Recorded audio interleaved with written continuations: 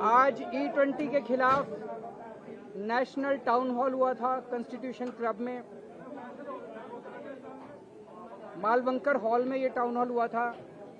Malvankar hall खचाखच ऊपर नीचे आग भरा हुआ था। जितने लोग अंदर थे उतने ही लोग बाहर थे और लगभग 7 लाख लोग ऑनलाइन इस कार्यक्रम को देख रहे थे। इसी से ये पता चलता है कि लोग इस मुद्दे को लेकर कितने ज्यादा परेशान हैं। तो आज इस टाउन हॉल में लोगों ने 3 डिमांड्स रखी हैं। पहली कि पेट्रोल पंप पे लोगों के पास चॉइस होनी चाहिए। अगर कोई E20 लेना चाहे तो E20 ले और अगर कोई प्योर पेट्रोल लेना चाहे तो प्योर पेट्रोल ले। दूसरा, E20 की कॉस्ट प्योर पेट्रोल से कम होनी चाहिए। और तीसरा कि पेट्रोल की कीमत, आज जब क्रूड ऑयल मार्केट में सस्ता हो गया ग्लोबल मार्केट में, तो पेट्रोल की कीमत 84 रुपए से भी कम लाई जाए। ये 3 मांगे जनता ने रखी है। एक मुद्दा ये उठता है कि जब इथेनॉल किसी भी एंगल से सही नहीं है, इथेनॉल से लोग इतने परेशान हैं, इथेनॉल पेट्रोल से ज्यादा महंगा है, इथेनॉल कम माइलेज देता है, इथेनॉल से कोई किसानों का फायदा नहीं हो रहा, इथेनॉल से कोई फॉरेन एक्सचेंज नहीं बच रही। इथेनॉल जहां बनाया जाता है जिन फैक्ट्रियों में, आसपास का पूरा ग्राउंड वाटर दूषित हो जाता है। तो फिर केंद्र सरकार जबरदस्ती करके, झूठे आंकड़े देके पूरे देश के ऊपर देशवासियों की इच्छा के खिलाफ इथेनॉल पुश क्यों कर रही है? हमारे ऊपर जबरदस्ती क्यों कर रही है? हमारे ऊपर क्यों थोप रही है? आखिर मोदी सरकार की क्या मजबूरी है या उनकी क्या हिडन एजेंडा है? तो सारी जांच करने पे पता चलता है कि ये अमेरिका के दबाव में किया जा रहा है। अमेरिका दुनिया का सबसे बड़ा इथेनॉल प्रोड्यूसिंग कंट्री है और उसे समझ नहीं आ रहा हम अपने इथेनॉल कहां बेचें।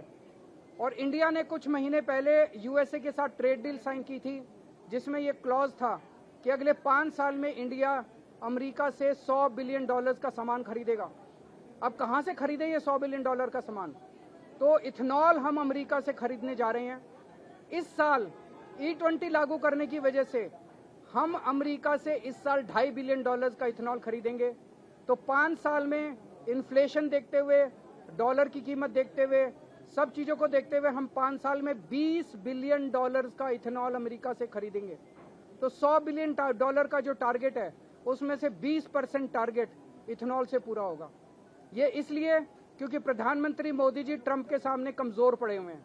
वो इसलिए कि प्रधानमंत्री मोदी जी की कुछ मजबूरियां हैं जिसकी वजह से पूरे देश को उन्होंने ट्रंप के सामने गिरवी रख दिया है। देशवासी बहुत दुखी हैं। प्रधानमंत्री जी की जो भी मजबूरियां हैं, हम उनसे निवेदन करते हैं कि अगर आप अपनी मजबूरियों को फेस नहीं कर सकते तो इस्तीफा दे दीजिए, किसी और को प्रधानमंत्री बनने दीजिए जो कम से कम ट्रंप का आंखों में आंखें डाल के मुकाबला कर सके, लेकिन पूरे देश को दुखी मत कीजिए। सर, आपने ऐलान किया है कि आप पीएम आवास जाएंगे, तो ऐलान करके जाएंगे, जाहिर है सिक्योरिटी होगी।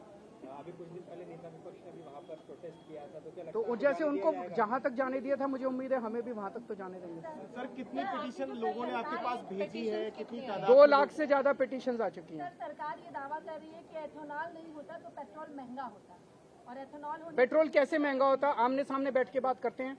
मैंने कैलकुलेट किया है और मेरी कैलकुलेशन मैंने पब्लिक डोमेन में डाली है। कैलकुलेशन बड़ी सीधी सी है कि जो क्रूड ऑयल है, उस क्रूड ऑयल का रिफाइनिंग कॉस्ट है, ट्रांसपोर्ट कॉस्ट है, फिर उसमें स्टेट टैक्स लगते हैं, उसमें सेंट्रल टैक्स लगते हैं, वो सारे मिलाने के 84 रुपए बन रहा है। तो कैसे महंगा होता? हमें बेवकूफ बना रही है केंद्र सरकार।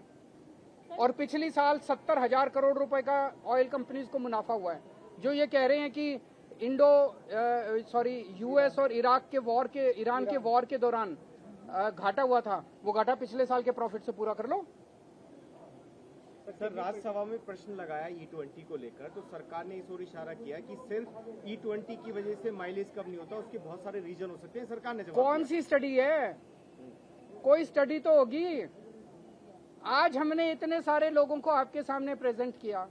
आज पहले तो लोगों ने नहीं कहा, सीएनजी आया तब तो नहीं कहा, और इतने सारे अभी तक।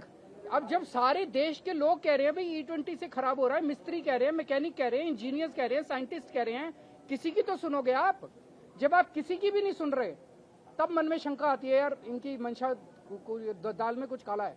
है।